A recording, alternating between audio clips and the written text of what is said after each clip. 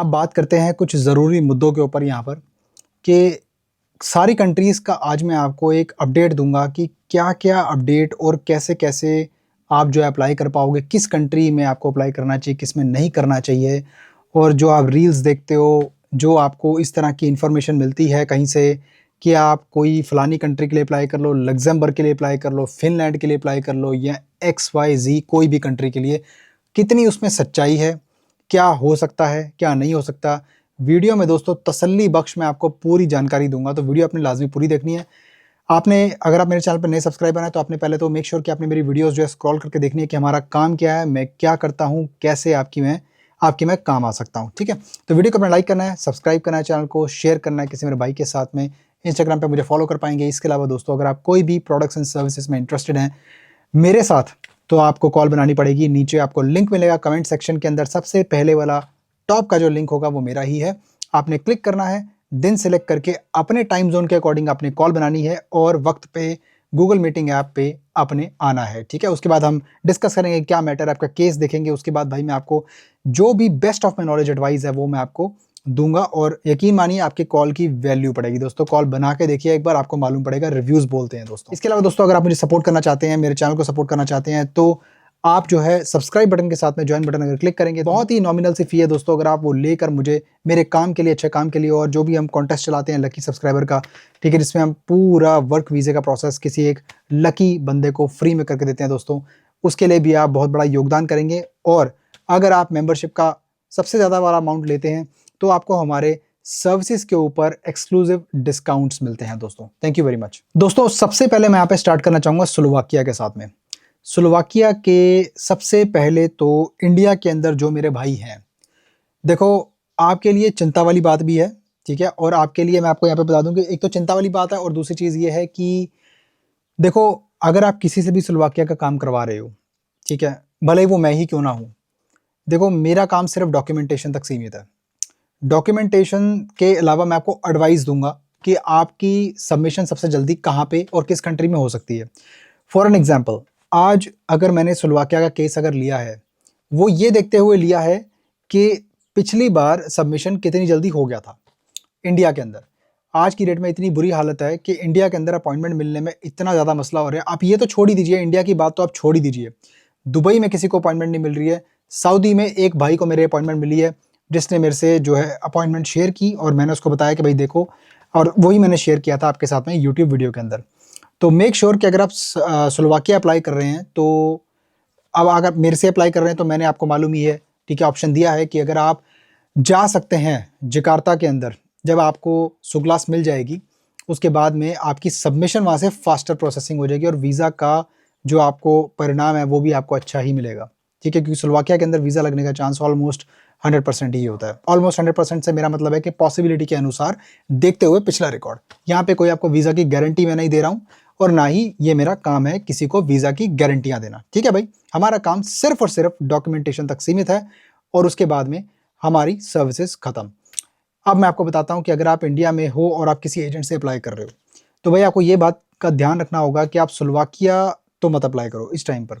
उसका रीज़न ये है कि स्लोवाकिया से अब जो अप्लाई करेगा, अब डॉक्यूमेंटेशन, उसको सिर्फ डॉक्यूमेंटेशन ही मिलेगी। अगर वो मिल गई तो I mean if he is lucky कि उसको एक अच्छे एजेंट ने या कंसल्टेंट ने गाइड किया है, नहीं तो फिर आपका यही होगा कि भाई आपको ज़्यादा से ज़्यादा कोई अगर अच्छा कंसल्टेंट होगा लाइक मी, वो आपको दूसरा एक ऑप्शन देगा कि भाई आप स्लोवाकिया की सबमिशन करने के लिए किसी और कंट्री जा सकते हो। तो मैं ये चाहता हूँ कि आप अपने डॉक्यूमेंटेशन का बेस्ट यूज़ लेकर आप किसी और कंट्री में, जहाँ आप मुझे बोलेंगे वहाँ पर सबमिशन करवाने की पूरी कोशिश करूँगा, अगर उसकी अवेलेबिलिटी होगी और वहाँ से आपको वीज़ा मिलने की पॉसिबिलिटी ज़्यादा होगी। तो ये रही स्लोवाकिया की अपडेट। इंडिया से स्लोवाकिया फ्यूचर में अभी जो अप्लाई करने वाले हैं मत करो। सेकंड अपडेट यहाँ पे शेयर करेंगे पोलैंड की दोस्तों। पोलैंड के अंदर मैं आपको बता देता हूँ कि अब आपको ऑलरेडी पता है 3 साल से घट के वर्क परमिट का जो टाइम फ्रेम है 1.5 साल का हो गया। 1.5 साल का वर्क परमिट का मतलब देखो, जब ये मत सोचो आपके टाइम घट गया तो आपके लिए नुकसान है, इसमें आपका फ़ायदा है। उसका रीज़न ये है कि जो 1 जून के बाद में नई सरकार बनी है पोलैंड के अंदर, उनका जो है नारा है कि कैसे भी करके जो स्पीड अप करना है ये प्रोसेस वर्क परमिट्स का और फॉरेन वर्कर्स को बुलाने के लिए। क्योंकि मैं आपको 1000 दफ़ा बता चुका हूँ वीडियोस के अंदर, पोलैंड की सरकार का इस टाइम पे एक ही टारगेट है, कैसे भी करके अपनी कंट्री का संतुलन भी बनाना और साथ में अपनी कंट्री का ऑलरेडी 4.5% जीडीपी का मिलिट्री के ऊपर स्पेंड करना, ताकि उसकी निर्भरता अमेरिका से हटकर अपनी इंडिपेंडेंस मतलब जो उसके ऊपर हो जाए आर्मी के ऊपर, ताकि रशिया और यूक्रेन की तरफ से कोई भी थ्रेट पोलैंड को अगर आए तो भाई वो हमेशा रेडी रहें। तो इसलिए माइग्रेंट वर्कर्स की बहुत डिमांड रहती है, तो इसीलिए वो प्रोसेस को फास्टर करने के लिए एक MOS नया सिस्टम एप्लीकेबल होने जा रहा है, जिसके लिए एम्प्लॉयर और आपके बीच में सरकार की बहुत ही मिनिमम सी एक इंटरफेरेंस होगी, बस आपकी वेरिफिकेशन के लिए, परमिट के लिए। जिन्होंने अप्लाई किया उनको ऑलरेडी मालूम होगा कितना फास्ट मैं काम करके देता हूँ। जो भी हो सकता है वो मैं अपनी तरफ से प्रॉपर तरीके से करवा के देता हूँ, इंक्लूडिंग योर कंपनी वेरिफिकेशन। और अगर आप मेरे चैनल पर नहीं है तो जाके मेरी पोलैंड की वीडियो चेक कीजिए, आपको मालूम पड़ेगा कि किस तरह के डॉक्यूमेंट्स में हम डील करते हैं और कैसी कंपनीज में मौजूदा हालातों के अंदर भी मैं करवा के दे रहा हूँ। MNC लेवल की कंपनीज जिसका मेरे साथ में जो कॉन्ट्रैक्ट है, आप अगर मेरे साथ अप्लाई करेंगे आपको भी ऐसी कंपनीज में मैं अप्लाई करवा के दूंगा, डॉक्यूमेंटेशन आपकी सारी प्रोसेस करवा के दूंगा दोस्तों। तो ये पोलैंड की अपडेट है और 1.5 साल का मतलब ये हो गया कि आपकी प्रोसेसिंग फास्टर होगी, क्योंकि 3 साल वाले के अंदर वो जानबूझ के लंबा टाइम 3 साल कर रखा था, क्योंकि 1.5 साल तो वैसे ही निकल जाता था, है ना। तो अब 1.5 साल है तो उम्मीद करते हैं कि आगे प्रोसेसिंग जो है काफ़ी फास्टर हो जाएगी। अब यहाँ देखो, आपको सबसे बड़ा फ़ायदा ये है कि आपको अपॉइंटमेंट ऑटोमेटिकली एम्बेसी की मिल जाएगी। आपको किसी एजेंट को पैसे देने की ज़रूरत नहीं है, किसी को मिडलमैन को बीच में रखने की ज़रूरत नहीं पड़ेगी, सिवाय आपको एक अच्छे कंसल्टेंट की ज़रूरत पड़ेगी जो आपका डॉक्यूमेंट्स का सारा काम और फाइल बना के आपकी एकदम टिप टॉप आपको हैंड ओवर करेगा, जो भी कंट्री में आप बैठे हैं वहाँ पर। तीसरी कंट्री की बात करेंगे दोस्तों, यहाँ पर जो मैं कर रहा हूँ इस टाइम पे, इटली। इटली का मैंने कल ही आपको अपडेट अभी बताया, अगर आपने वीडियो नहीं देखी है तो कल जाके मेरी वीडियो पहले चेक कर लो आप। इटालियन गवर्नमेंट ने यानी कि वहाँ की प्राइम मिनिस्टर मेलेनी ने ये अनाउंस कर दिया है कि अगले 3 सालों तक भाई 5 लाख वर्क परमिट्स इशू किए जाएंगे नॉन सीजनल कैटेगरी में, जो इटली के योगदान में सबसे बड़ा एक स्टेप होगा। क्योंकि भाई देखो, इटली के अंदर गांव के गांव खाली होते जा रहे हैं, आपको ऑलरेडी बता चुका हूं मैं, और उसकी वजह से इटालियन गवर्नमेंट ने जो है ऐसी स्कीम्स भी अनाउंस कर रखी हैं कि आप €1 का घर लीजिए, गवर्नमेंट आपको सपोर्ट करेगी उसको रिन्यूएट करने के लिए, यानी कि उसको बनाने के लिए। सपोर्ट उसके लिए मिलेगा जो आदमी ऑलरेडी शेंगन कंट्री के अंदर या इटालियन रेजिडेंट है, ठीक है, ये उसके लिए अब तक है। लेकिन अगर आप इटली में जाते हैं और वर्क परमिट पे जाके वहाँ पे आप रेजिडेंस परमिट ले लेते हैं तो ऑब्वियसली ये स्कीम आपके लिए भी लागू होगी। इटली का नॉन सीजनल अगर आपको वर्क परमिट और अगर आपको डॉक्यूमेंट्स ऑब्टेन करने हैं तो मैं आपकी मदद कर सकता हूँ। मैं आपको एक लाइसेंस्ड रिक्रूटिंग पार्टनर से आपको डॉक्यूमेंट्स लॉयर से पोस्टल करवा के दूंगा, जिसके बेसिस पे आपको आगे मैं पूरा गाइड करूंगा और आपकी फाइलिंग करवा के आपको आगे एम्बेसी के अंदर रजिस्ट्रेशन, आपकी एम्प्लॉयर वहाँ से ईमेल भेजेंगे और आपको जो है इटली की जो एम्बेसी आपकी होम कंट्री में होगी या फिर आपकी जो कंट्री ऑफ रेजिडेंस होगी वहाँ पर आपको अपॉइंटमेंट देने की कोशिश करेगी। और वहाँ से आपकी अपॉइंटमेंट जब मिल जाती है सक्सेसफुली, उसके बाद में दोस्तों फिर आपकी वीज़ा सबमिशन होती है एप्लीकेशन के लिए। उसके बाद में आपका वीज़ा अगर लगता है तो आप आके जो है अपना इटली के अंदर कॉन्ट्रैक्ट पे आप काम कर सकते हैं एज अ रेजिडेंट, ठीक है, और जो भी बेनिफिट है वो आप उठा सकते हैं। बात करेंगे दोस्तों पोर्चुगल की। पोर्चुगल के अंदर अगर आप अप्लाई करना चाहते हैं तो पोर्चुगल के अंदर नॉन सीजनल जो काम होता है उसकी आर्टिकल 59 के अंडर जो है आपको वर्क परमिट्स और डॉक्यूमेंट्स जो है आपको ऑब्टेन हम करवाने में आपकी मदद करवा सकते हैं। मैं कुछ नहीं करता हूं दोस्तों, मैं सिर्फ आपकी हेल्प करता हूं आपकी कंपनी से और आपके लाइसेंस रिक्रूटर से आपको कनेक्ट करने के लिए। जो भी डॉक्यूमेंटेशन और कंसल्टिंग की फीस होती है वही आपने पे करनी होती है सिर्फ, उसके अलावा और कोई खर्चा आपका नहीं आएगा दोस्तों, सिवाय आपकी एम्बेसी फीस और जो भी आप सबमिशन वगैरह करवाते हैं उसका आपको खर्चा एम्बेसी में देना पड़ेगा। और अगर आप अप्लाई करना चाहते हैं तो ये कंट्रीज़ इटली, पोर्चुगल, स्पेन दोस्तों, ये कंट्रीज़ के अंदर आपको जनरली एग्रीकल्चर या कंस्ट्रक्शन से जुड़ा हुआ काम मिलेगा। इसमें कोई भी ऐसा व्यक्ति जो अप्लाई कर पाएगा जिसको कोई भी प्रायर कोई एक्सपीरियंस ना हो, जिसको कुछ भी ना आता हो और जिसको ना ही इंग्लिश आती हो, क्योंकि ये कंट्रीज ज़्यादातर माइग्रेंट वर्कर्स के ऊपर फोकस करती हैं, जस्ट लाइक पोलैंड। पोलैंड के अंदर लेकिन फिर भी एक एम्बेसी में कई दफ़ा इंटरव्यू हो जाता है जिसके लिए आपको अपीयर करना पड़ेगा। आपको इंग्लिश आनी चाहिए क्योंकि वो तो हिंदी नहीं बोलेंगे, तो आपको इंग्लिश इतनी लेवल की आनी चाहिए। अगर आपका बाद दफ़ा एम्बेसी में इंटरव्यू हो गया, क्योंकि होता है कभी कभी हो जाता है, तो फिर आप वो पास कर पाएँ। तो उस हालातों के लिए मैं आपको बता, इससे जुड़ी हुई नेक्स्ट कंट्री की बात करेंगे दोस्तों, स्पेन की। स्पेन के अंदर भी दोस्तों देखो इस टाइम पे डी वीज़ा ओपन है। अगर आप अप्लाई करना चाहते हैं तो स्पेन का भी आप डॉक्यूमेंटेशन का काम करवा सकते हैं, मेरी उसमें आप हेल्प ले सकते हैं। जो भी आपको गाइडेंस प्रोवाइडेड, जो भी गिवन द इन्फॉर्मेशन आपको जो भी मैं गाइडेंस आपको देना चाहता हूँ वो आपको मैं आपके कॉल के ऊपर दूंगा, ठीक है।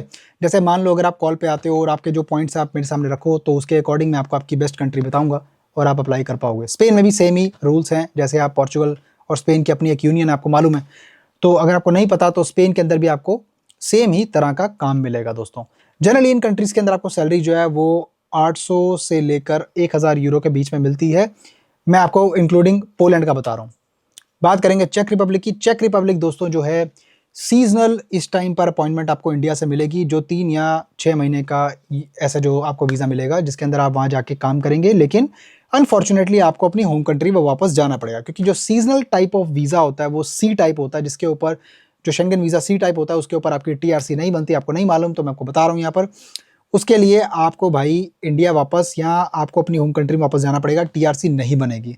सीजनल वीज़ा उसके लिए है जो आके एक्सप्लोर करना चाहता है कुछ टाइम और एक्सप्लोर करके वापस अपनी कंट्री में जाना चाहता है। इसके अलावा दोस्तों ये कंट्रीज़ हैं क्रोशिया, बुल्गारिया। कंस्ट्रक्शन का काम होता है, अगर आपके बस की नहीं है तो उसमें अप्लाई मत करो दोस्तों, ठीक है। क्रोशिया, बुल्गारिया और ये जो कंट्रीज़ है रोमानिया वगैरह, यहाँ पर आपका फ्यूचर नहीं है। बताता हूँ क्यों। अक्सर मैं ऐसे ऑप्शन इसलिए प्रमोट नहीं करता दोस्तों, है मेरे पास ऐसे ऑप्शन, मैं प्रमोट इसलिए नहीं करता क्योंकि मैं सोचता हूँ कि आपका बेटर हो कुछ। आप इन कंट्रीज़ में जाओगे तो आपका फ़ायदा कुछ नहीं होगा, क्योंकि या तो आप क्रोशिया चले जाओ या आप अगर रोमानिया चले जाओ। रोमानिया में तो टैक्स ही बहुत ज़्यादा है, सैलरी भी आपको वही 30-40 हज़ार रुपये इंडिया के हिसाब से मिलेगी। तो क्या फ़ायदा हुआ आपका शेंगन की? आप अगर मज़े नहीं ले पाएंगे उस लाइफ के, आप मज़े नहीं ले पाएंगे, टैक्स पे करते रहेंगे और 30-40 हज़ार रुपये इंडियन मनी के हिसाब से अगर आप पैसा कमाएंगे तो उसका दोस्तों फ़ायदा क्या है? मुझे ये बता दो आप, क्या फ़ायदा है? यूरोप आने के लिए नहीं आना आपने, यूरोप आपने आना है अपनी ज़िंदगी बनाने के लिए। आपकी ज़िंदगी कैसे बनेगी दोस्तों? Countries like Germany, Poland, France, Switzerland या स्कैंडिनेविया, इन कंट्रीज़ में आपकी लाइफ बनती है दोस्तों, ठीक है। पेपर वाली जो कंट्रीज़ हैं जो आपको पेपर देती हैं, यानी कि जहाँ पे आपको लॉन्ग टर्म रेजिडेंसी मिलने का चांस होता है, वो है इटली, पोर्चुगल, स्पेन। पोलैंड में भी आप काम करेंगे तो आप रह सकते हैं और उसके बाद में 5 साल का लॉन्ग ड्यूरेशन का कार्ड अप्लाई कर सकते हैं। ये अब तक की डिटेल्ड इन्फॉर्मेशन थी। अगर मैंने कोई कंट्री मिस कर दी हो तो उसके बारे में एक फॉलो वीडियो बनाएंगे, नहीं तो वीडियो बहुत लंबी हो जाएगी।